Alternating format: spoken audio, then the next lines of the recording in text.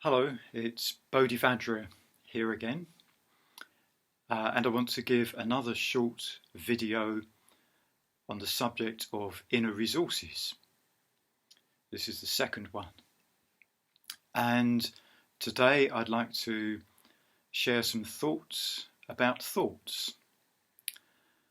So the first thing to say, I think, is that we're all familiar with 5 senses.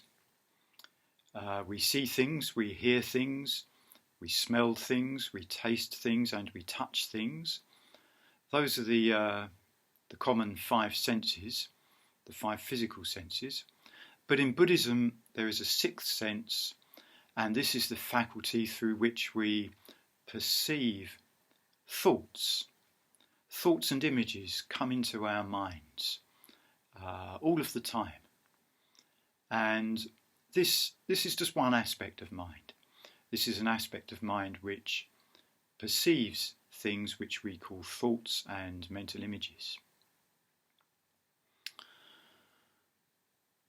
And often in our experience, we can feel that thoughts are a bit of a torment.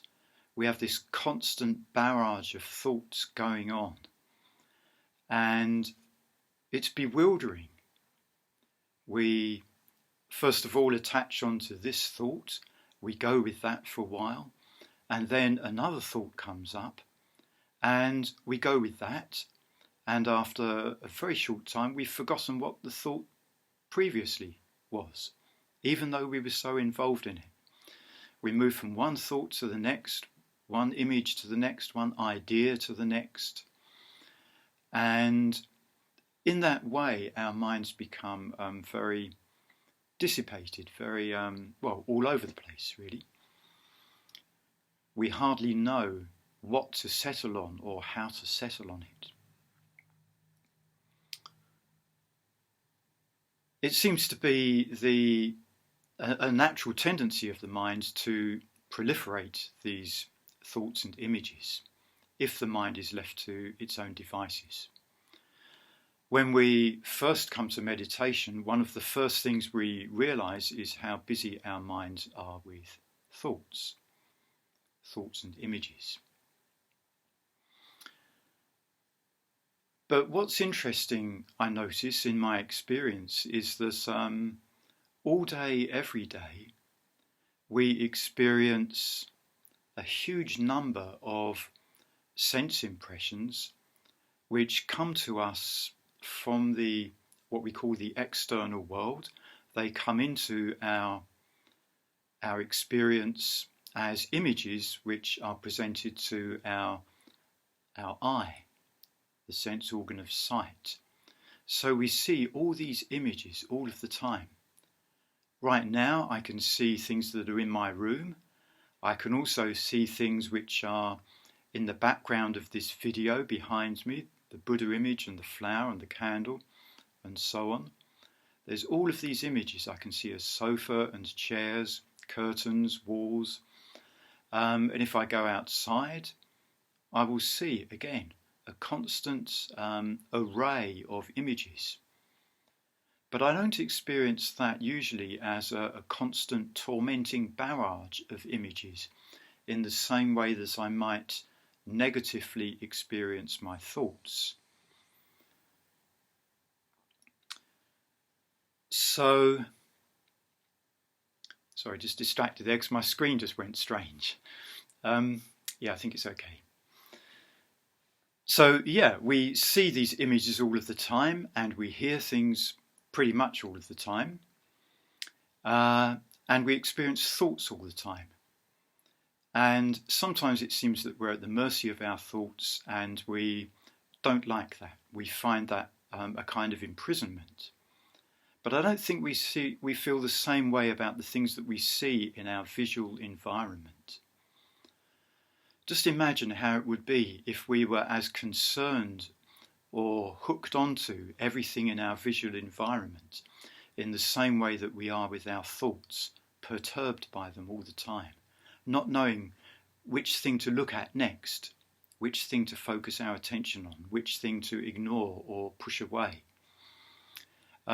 We do, of course, have attractions and repulsions with regard to images in the environment, in the same way that we do with thoughts. But I think thoughts seem to have a much more powerful effect on us. So what I'm interested in this short talk, is the idea that we can learn to experience the thoughts and images that come into our mind in very much a similar way to how we perceive images coming into our sight organ. This means that instead of trying to get rid of the images, we can allow the thoughts and the images in our mind, instead of trying to fight them, we can learn to be with them, to coexist, to live with them in the same environment without them causing us so much perturbation, so much worry, anxiety.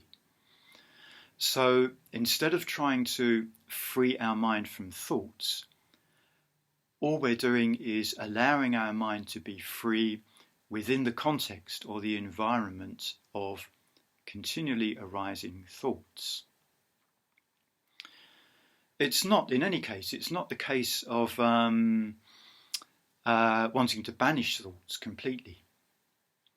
Although thoughts do diminish if we get into meditative states with relaxed attention. Thoughts do diminish. And we also do need to learn to distinguish in our mind between wholesome thoughts and unwholesome thoughts. Or to use a more Buddhist kind of language, we need to learn to distinguish between skillful thoughts and unskillful thoughts. We need to encourage skillful thoughts and discourage unskillful thoughts. And one way of encouraging skillful thoughts is to act on them. In other words, to perpetuate them. And a way of diminishing unskillful thoughts is having the discipline not to act on them, not to act out whatever the thought might suggest. So in this way, thoughts become, tools in a way. Our thoughts are resources. Our mindfulness is what distinguishes between skillful and unskillful thoughts, or wholesome and unwholesome thoughts. So I'm talking about allowing our mind to be free within this constant, seemingly busy environment of thoughts, but without those thoughts giving us so much worry or anxiety. Learning not to hold on to them, just to let them pass by. In this way, our mind can be free, free in a sense, free of itself, regardless of thoughts. So we're not trying to free ourselves from the thoughts, we're trying to be free within the thoughts.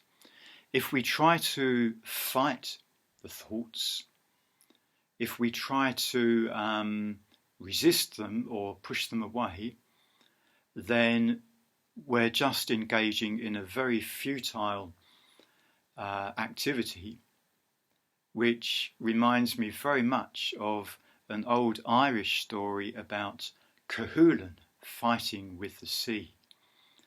I can't remember the whole story right now, but I seem to remember that he was a great warrior, and he took to fighting the sea, doing battle with the waves out of rage and frustration, I think. So my tip of today is, don't fight the thoughts, don't fight the sea, and look for freedom of the mind within the environment that you find yourself in. That's it for today.